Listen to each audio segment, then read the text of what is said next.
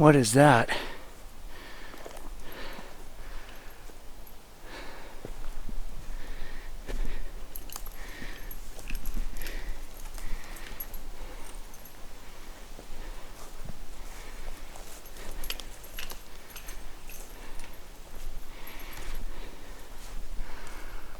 What? Look at that. That looks pretty purposefully placed to me, guys.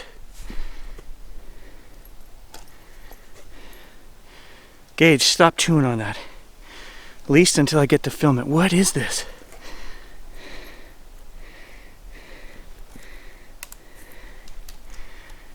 Gage, stop it. Look at this. Look at, all the ends are broken, and there's a whole bunch of them laid here on cross support. What is that?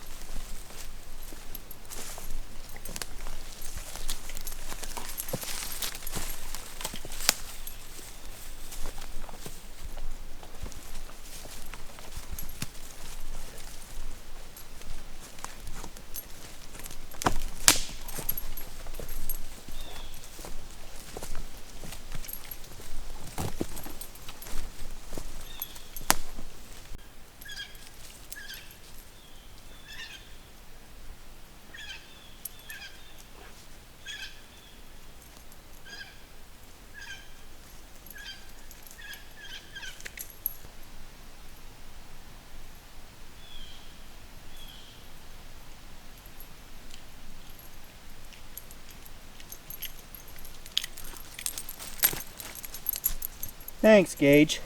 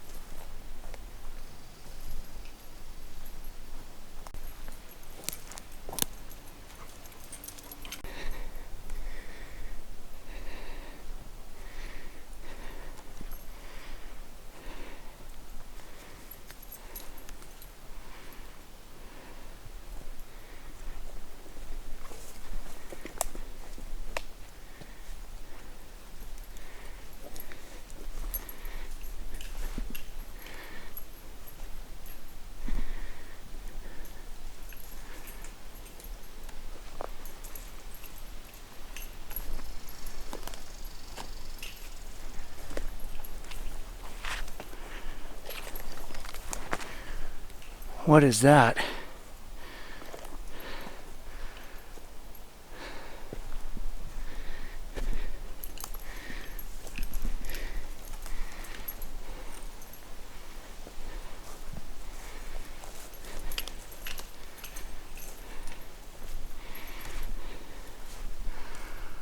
What? Look at that. That looks pretty purposefully placed to me, guys. Gage, stop chewing on that. At least until I get to film it. What is this?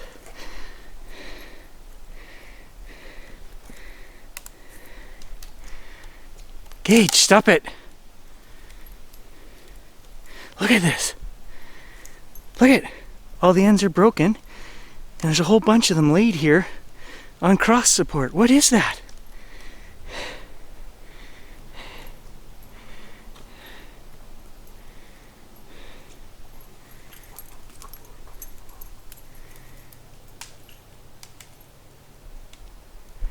Guys, welcome to the show.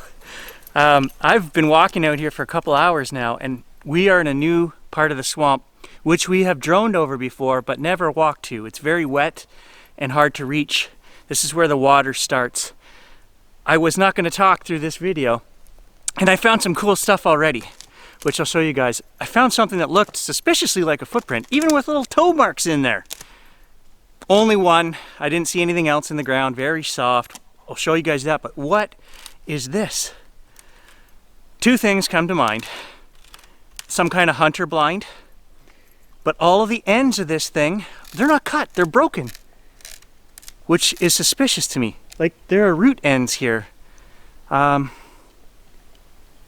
a fort, like a kid's fort. But I'll tell you guys right now, like I said, I have walked literally, I'm an hour and a half, an hour and 45 minutes from my house straight back in the bush.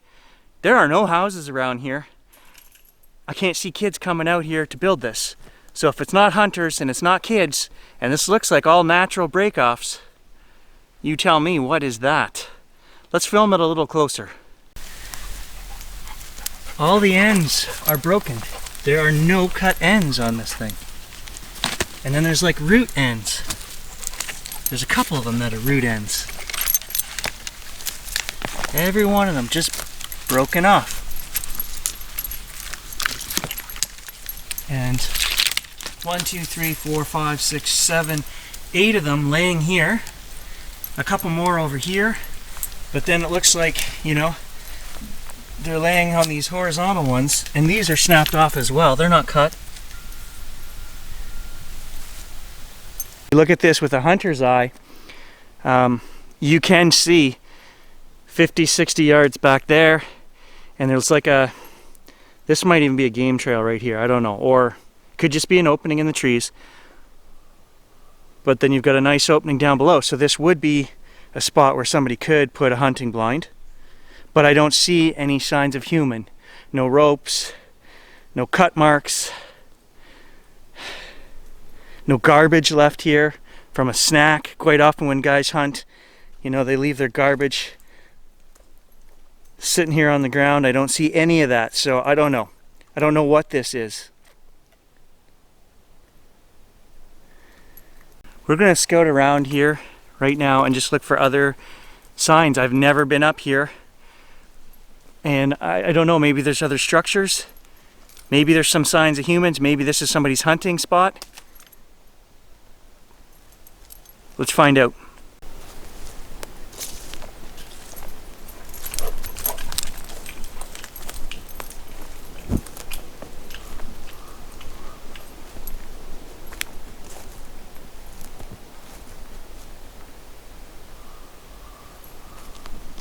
The water is just down here over the edge, 200 yards, and the big swamp runs straight back that way, which we've droned over many times.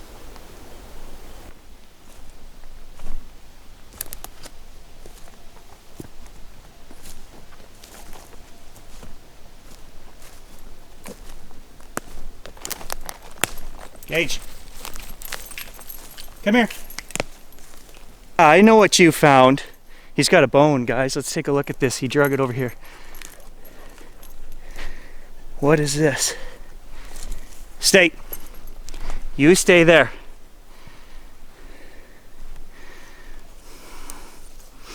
Look at that.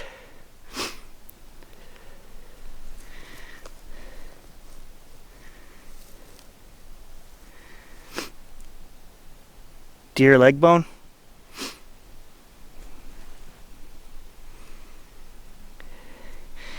That doesn't look like hunter to me, because when a hunter takes a kill, they cut that bottom leg off, right? With the hacksaw. This is just raw joints snapped off on this end here. Raw joint. Hoof joint down here. This is the hoof.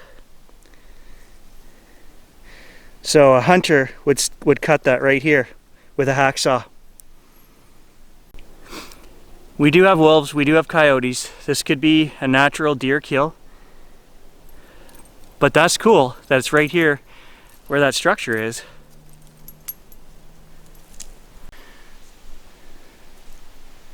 He's being very good. He's leaving the bones alone, which normally he doesn't do.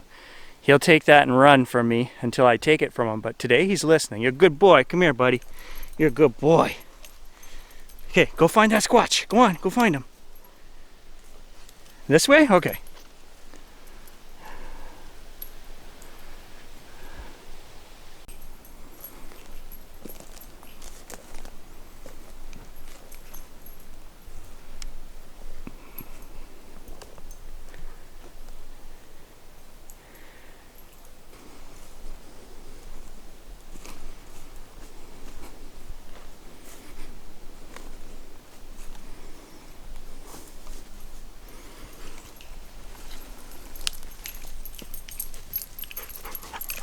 I don't know, guys.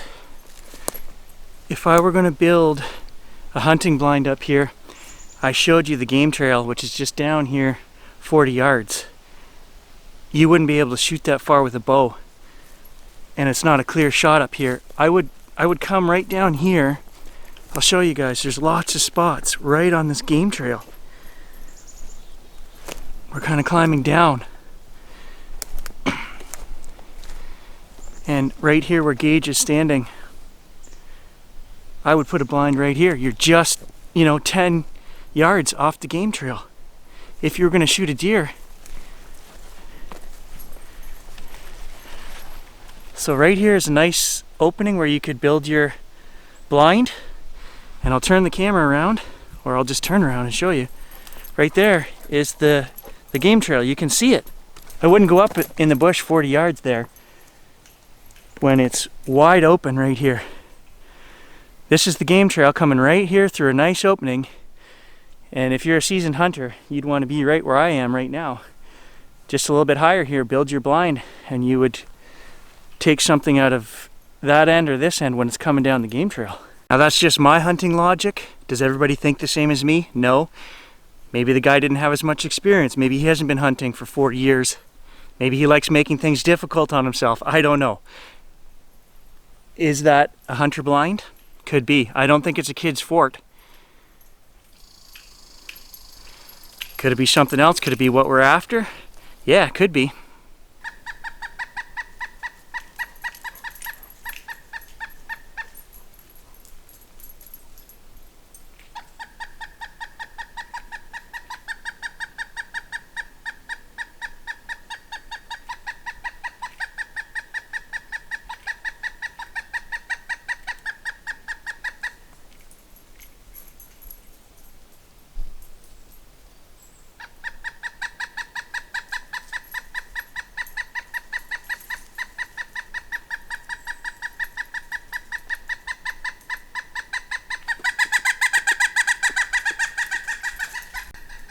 Strange. The pileated woodpecker, he's flying all around me. He doesn't like me being here. So we're actually far enough back in the swamp, guys. I've pulled out the GPS because I want to get home as quick as I can, and I'm not turned around, but you will zigzag through this heavy stuff and you might add another mile onto your walk. So we're going to use the GPS to get out of here. I'm hot and I'm tired. Just got a tip for you guys from 30 years of hunting, right? Always tie your GPS off. Same thing with knives. Even if you have it in a sheath, if you have a knife in a sheath here, I always have a string tying my knife into my sheath like a latch over, because I've lost more knives, I've lost more equipment, guys. So I always, even if I'm carrying that in my pocket, I tie it off so that there's zero chance of me losing it. Maybe this guy's paranoid, but I've been lost in the woods twice in my life, like really lost for hours. So I always carry, today I'm not, so I shouldn't say always. I usually carry a compass with me, some deer scat right here, and my GPS for two reasons. You never know. My GPS is old. It's probably 9 years old. It still works great. I carry extra batteries, and I always try to rely on 2 devices just in case. And another tip, when you put your GPS or your compass in your pack sack, put it inside a pocket inside the pack sack. That way, if your pack gets ripped, it takes more than one rip to lose that essential piece of gear. So in my pack sack, for example, in the middle, there's a pocket that has a Velcro latch. I put my compass and I put my GPS in there. So even if the outside of my pack gets caught on something and tears, the stuff isn't going to fall out the bottom of the pack, right?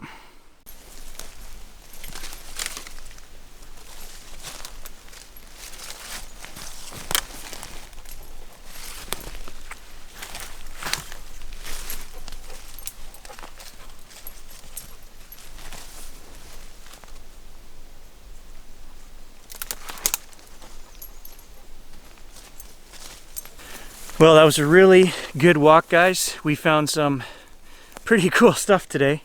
Gage can't say that I didn't take him on a nice long hike today. That was almost 3 hours. I did put out 2 more trail cameras. Not that far because it's a long hike to get in there, but maybe we should start thinking about expanding back into there and leaving cameras out longer, and maybe just going in once a month or something, back a little further. We're going to get the drone out here, do some more droning shortly too. So thanks for joining us, guys. As always, I ask, please scan the background, let me know if you find anything cool. Stay tuned, more adventure to come.